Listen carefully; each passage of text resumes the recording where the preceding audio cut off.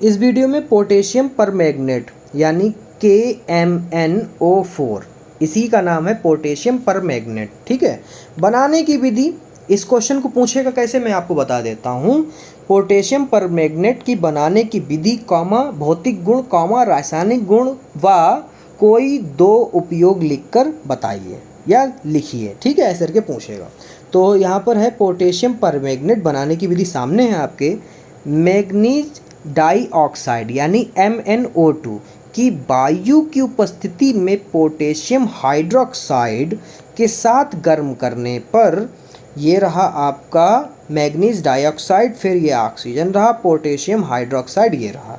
ठीक है, गर्म करने पर क्या होता है, जिसमें CO2 गैस प्रवाहित करने पर पोटेशियम पर मैग्नेट बनता है। तो यहाँ पर डायरेक्ट ही हमें मिल गया पोटेशियम पर मैग्नेट। ठीक है, वाटर हम प्राप्त हो वो अनयूज है। ठीक है, फिर उसके बाद में हम एक बार और रिएक्शन कराते हैं भैया। ठीक है, क्या किस में कराते हैं, CO2 पे। ठीक है, तो हमें ये कुछ ऐसे खंड मिलते हैं जो हमें मिलेंगे पोटेशियम पर मैग्नेट, और फिर हमारा मैग्नीज डाइऑक्साइड अलग, और फिर हमारा जो है पोटेशियम मैग्नेट अलग निकल जाएगा। ठीक है, यानी फिर उसके रासायनिक गुण, ये डायरेक्ट बन जाता है, इसमें ज़्यादा लंबा चौड़ा नहीं है। भौतिक गुण, नंबर 1, यह गहरे बैंगनी रंग का होता है। नंबर 2, यह जल में विलय होता है। नंबर 3, यह क्रिस्टलीय ठोस होता है। ठीक है बच्चों, फिर इसमें रासायनिक गुण 2 पूछता है, तो उसको भी समझ लीजिए। ठीक है बच्चों, बहुत ध्यान से देखिएगा बच्चों, हम कुछ जल्दी जल्दी बोल देते हैं। अगर आपको परेशानी हो रही हो तो आप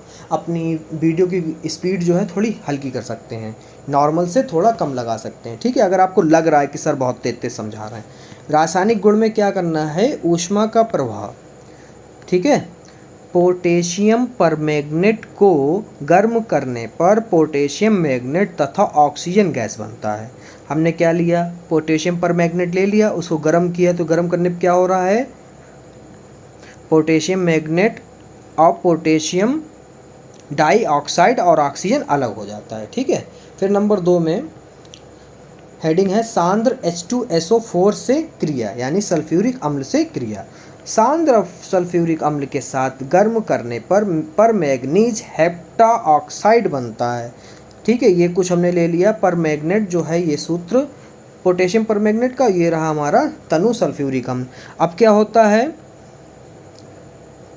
ये हमारा बनेगा जाकर। ठीक है, ये क्या बन रहा है, पर मैग्नीशियम हेप्टाऑक्साइड। ठीक है, इसके कोई दो उपयोग पूछता है तो हम 3 1 हमेशा ज़्यादा ही देते हैं, तो यहाँ पर आपको मिल जाएगा उपयोग में नंबर 1 ऑक्सीकरण के रूप में, ऑक्सीकारक के रूप में। नंबर 2 कुएं के जल को शुद्धिकरण करने में। अब आपको समझ में आ रहा है, जब हम लोग छोटे छोटे थे या आपके पापा छोटे होंगे, कुएं से जब पानी पिया जाता होगा तो उसमें जो कुएं के पानी को साफ़ करा जाता था उसमें जो दवाई डालते थे, कई लोग कहते हैं वो लाल रंग की दवा होती थी, कई लोग कहते थे वो पीले रंग की दवा होती थी, तो कलर अलग अलग होते थे, मगर वो दवा क्या है, कौन सी चीज़ होती थी, पोटेशियम परमैंगनेट होती थी। क्या होती थी बच्चों, पोटेशियम परमैंगनेट से कुएं का पानी साफ किया जाता था।